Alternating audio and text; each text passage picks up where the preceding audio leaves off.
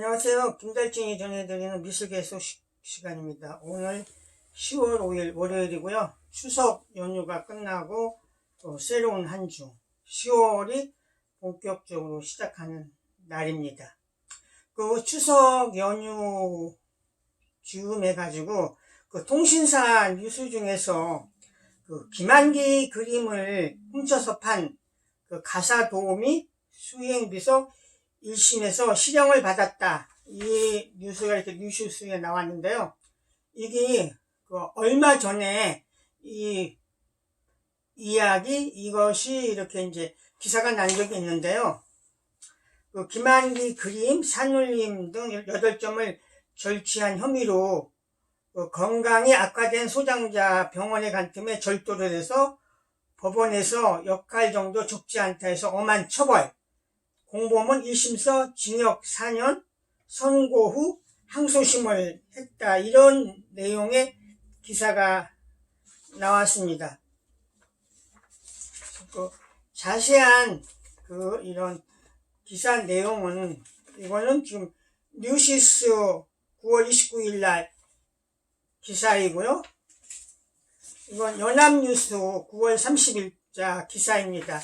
감정가 100억대 김한기 천경자 작품 훔친 일당 1심에서 실형을 받았다. 그래서 30일 법조기에 따르면 서울중앙지검에서 그 특수절도 혐의로 기소된 황모 씨와 임모 씨에게 징역 2년과 징역 1년 6개월을 각각 선고했다. 그래서 그 내용이 이렇게 기사화가 통신사 뉴스에 나왔습니다. 그 뉴시스에서 발표하는 건데요. 그 사단법인 한국미술시가 감정협회에서 발표하는 3, 4분기 국내 미술품 경매시장 분석이 도표로 해서 굉장히 자세하게 통계 분석이 나왔는데요. 그 내용은 국내 경매사 8개 총 348억, 낙찰률이 58.5%인데 여전히 이유한 낙찰률이 82%다. 그래서 3, 4분기 동안에 45억 원어치가 팔렸다. 해외 작가는 쿠사마 야요기가 낙찰 중에 2위다. 그래서 이렇게 나왔고요. 세 번째가 김한기, 그 출품수가 23점, 낙찰수가 12점에서 낙찰률이 52.17%다 해서 이익이 20위까지 그 순위가 쭉 나왔습니다. 그래서 이거는 한국미술시가 감정협회에서 제공한 이런 한 분기 동안의 내용들이 아주 자세하게 이렇게 기사화가 됐습니다. 자세한 내용은 그 뉴시스 9월 30일자 기사를 보시면 될 것 같습니다. 오늘 신문 기사 말씀드리겠습니다. 한국경제는 국내 첫 로봇 과학관 잘못 설계, 사업비가 폭탄이다. 서울 창동의 AI 증강현실공간 공모로 터키 건축가 작품을 선정을 했는데 기초 설비 공간 부족으로 지하층을 늘리고 첫 삽 뜨기 전에 사업이 무산 위기에 몰렸다.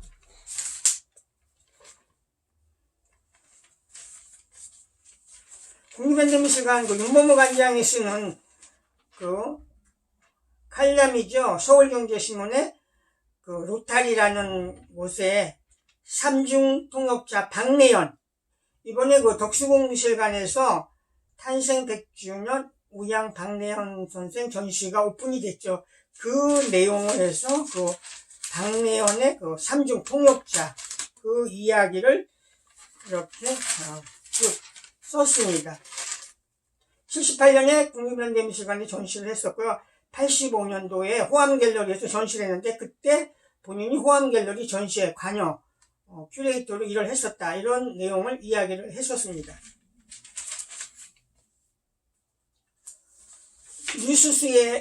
뉴시스의 박현주 기자가 우양 박내연에 대한 기사를 김기창 부인 20세기 한국 대표화가 우양 박래연에서 그 내용을 굉장히 심도 있게 길게 우양에 대한 재평가, 위대한 작가였다라는 것을 기사를 이렇게 썼습니다. 오늘 서울신문 이순효 기자는 운보의 아내 아닌 예술가 박래연, 탄생 100주년 박래연 3중 통역자 전을 이렇게 기사를 썼습니다. 화제의 국립현대미술관에 양혜규 전시가 오픈을 했죠. 한국경제신문은 세계가 주목하는 설주작가인 나란히 신작개인전에서 양혜규 전시와 PKM에서 열리고 있는 구정화 전시를 함께 묶어서 방울소리, 어둠 속 초록빛, 양혜규 구정화가 펼친 존재의 의미, 그래서 그 두 전시를 묶어서 기사를 썼습니다. 연합뉴스는 지금 양혜기 씨가 국립현대미술관에서 전시도 하지만 지금 카나다 온타리오 미술관에서 10월 1일부터 내년 1월 31일까지 크게 전시회가 열립니다. 그래서 현지 일간 토론토에서는 올 가을 꼭 봐야 할 전시 톱 12에 선정을 했다. 그래서 양혜규 씨의 카나다 전시. 어쨌든 양혜규 씨는 뽕피두 센터, 뉴욕 현대미술관, 카나다까지 진출한 정말 세계적인 학궁 작가가 됐죠. 매일경제신문은 PKM에서 열리는 구정화 개인전, 별과 스케이트파크 함께 즐기는 예술, 설치미술과 구정화 개인전, 스케이트보드 타는 야광 조각에서 매일경제 전지현 기자가 썼습니다. 한겨레 신문은 사람들이 난 난에 덴마크 여성 둘이 60여 년 세월 뛰어넘어 본 전쟁과 분단, 한국계 작가 카이센 설치미술전, 이것이 내달까지 베를린 한국문화관에서 전시가 열린다. 5년 전 국제사절단으로 방북을 계기로 이 전시가 이루어졌다 해서 이 카이센의 전시를 소개를 했습니다. 그리고 그 밑에 부음란에 아르헨티나의 국민만화 마팔다 작가 키노가 별세를 했다 해서 아르헨티나 작가의 그 타계 기사를 실었습니다. 오늘 문화일보는 일본 출신이죠. 프랑스 패션계에서 성공한 첫 동양인 겐조, 코로나로 별세를 했다. 81세. 프랑스 패션계에서 성공한 최초의 동양인 디자이너 다카다 겐조의 타계 소식을 전했습니다. 서울신문의 기획 시리즈 기사이죠. 김봉열과 함께하는 건축 시간여행은 건축가 이대시가 설계한 절두산 성당에 대한 걸 썼고요. 그 양화대교 북쪽에 위치하고 있죠. 전통 건축 문법을 근대적으로 풀어낸 자생적 모더니즘이다. 그래서 이제 전면 기사로 소개를 했습니다. 화제의 기사는 국내 첫 갤러리형 아울렛에서 현대백화점이 남양주에 문을 열어서 다음 달 6일에 스페이스1을 오픈을 한다 해서 축구장 5배 크기의 문화예술공간이 들어선다. 출판계에 굉장한 좀 뜨거운 이슈인데요. 동아일보는 오피니언란에 인사이드 앤드 인사이트에서 내달 20일 일몰제로 끝나는 도서정가제 개정 논란, 소비자 위의 책값을 할인폭 확대 vs 창작 위축돼 독자 대려 손해다 해서 이 할인 출혈 경쟁 막기 위해 도입, 문체부 전자책 할인폭 확대 등 제한, 출판계에서는 졸속 개정안 반대 반발.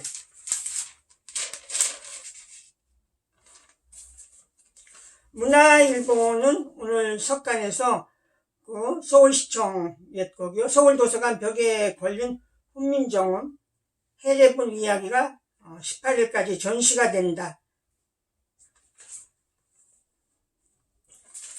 이번 달 아트인컬처 10월호가 이렇게 도착을 했습니다. 이번 아트인컬처 특집은 최근에 전시를 한 임동식, 김강룡, 최민아, 정광호, 진희서 5작가의 개인을 집중적으로 다뤘고요. 테마 스페셜로는 부산 시립미술관에서 열린 부산미술 1960에서 70년대 추상미술 다시 읽기, 그리고 작가는 김홍석, 시의 수사학. 김홍석 씨는 그 부산을 주무대로 활동했던 그 시를 가지고 작업을 했었던 그런 작가이죠. 그래서 그 김홍석 선생을 다시 이렇게 집중적으로 시의 수사학, 그 삶의 도장 이렇게 소개를 했습니다.